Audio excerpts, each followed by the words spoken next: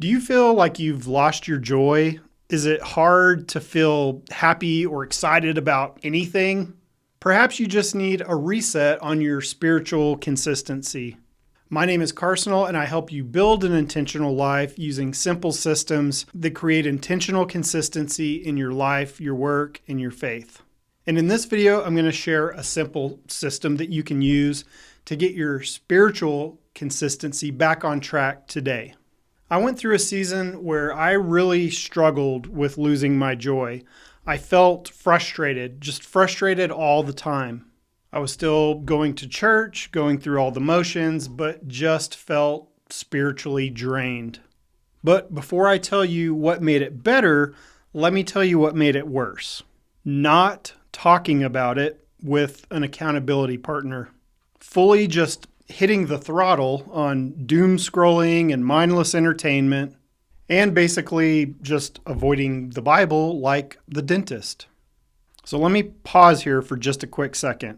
This video is going to be the first video in a 6-video series on intentional consistency, where I want to share with you my Sharks method. The Sharks method is a method that I created for myself after basically years of struggling with alcohol addiction and inconsistency in my own life. Sharks is just an acronym. It's a way that was simple for me to remember. Here's what it is. The S is spiritual, the H is health, the A is accountability, R for reading, K for keep a journal, and S for structure. So today in this video, we're going to look at the first S, which is spirituality, and we're just barely scratching the surface of it here. But there's something important that I want to share with you. Something that helped me get my joy back, and something I believe will help you get your spirituality back on a consistent track. And if joy is missing in your life right now, then there's a good sign that your spiritual consistency is off. And by the way, spiritual is the first part of the Sharks method because it is the first place to go when you begin to feel off. Check your spiritual life first. So now let's talk about how to fix it. And I basically just got one word for you: proximity. What is your proximity to Jesus right now? When I think about proximity, I think about going to the beach. My kids love to go to the beach in the summer. And as our proximity gets nearer the beach, we get more excited. We can't wait to get there, to have fun, to eat good seafood. But at the beginning of the journey, when our proximity is way far away from the beach, then it's kind of frustrating because you're an hour into the trip and it's like traffic is bad, the kids have eaten all the snacks already, and you just want to get there. You just want to get in the Airbnb and unpack and go flop on the beach. The same can be said with Jesus. As our proximity is fixed and we're closer with him, then you're going to begin to experience more joy. Now, before you click off this video, I want to share with you one quick exercise that you can do today that will help fix this. Basically, what you're going to do is you're going to take your notebook and you're going to write a letter to Jesus. And I mean, hold nothing back.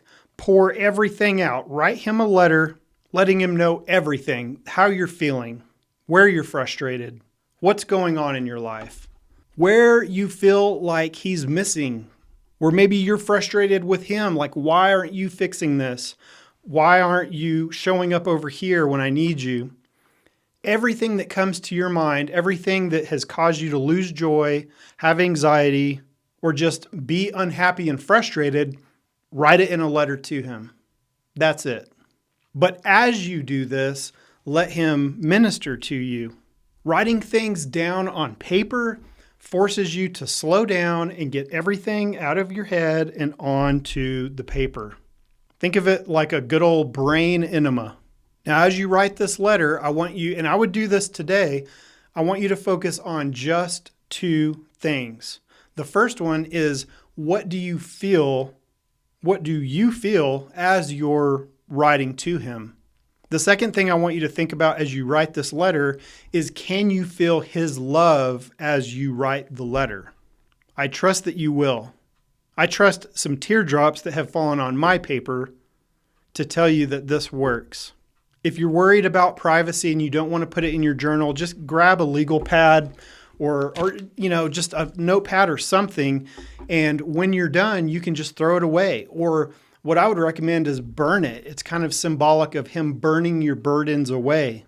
As you write all your emotions and thoughts and feelings in this letter, you're going to begin to feel that load come off your shoulders.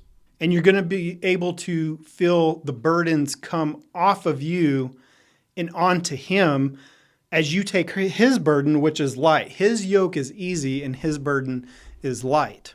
So exchange your burdens for his in this process as you write the letter. There are so many benefits to writing. One of my favorite is it reduces cognitive overload. Do you feel like you have cognitive overload? Writing helps. Also, make sure that you're subscribed so you don't miss the next video in this series. The next one will be on health consistency. And I'm really excited to share this 6-video series with you as we explore and go through Shark's method together. And as always, remember to make a change or tomorrow will look like today.